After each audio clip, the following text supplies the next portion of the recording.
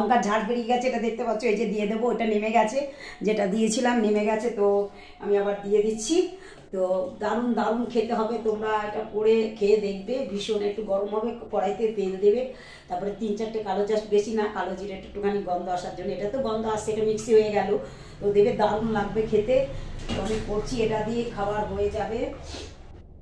আমার বাড়ির লোক ভীষণই খেতে ভালোবাসে, তার জন্য আমি করি রেখে দিয়ে।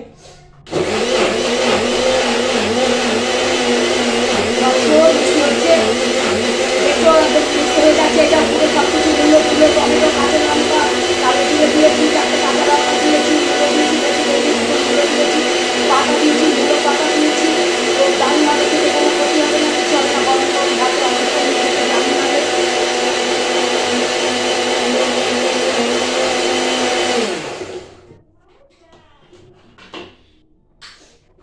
দেখছো কীরকম হয়ে গেল। এবার আমি কড়াইতে তেল দেবো, আর কিছু দেবো না, একটু জাস্ট শুকনো লঙ্কা দেবো সেন্ট আসার জন্য, আর একটু কালো জিরে দেবো, ব্যাস। এটা একদম মাখতে মাখতে গ্যাসটা কমিয়ে দেবো, দিয়ে ঢেকে দেবো, সুন্দর হয়ে যাবে। এটা গরম গরম খেতে, আর কিচ্ছু করতে হবে না, নামিয়ে গরম ভাতে খাবে, ঠিক আছে? তো সেটা আমি দেখাবো তোমাদের সাথে, শেয়ার করবো কড়াইতে। তো এখন রাখছি।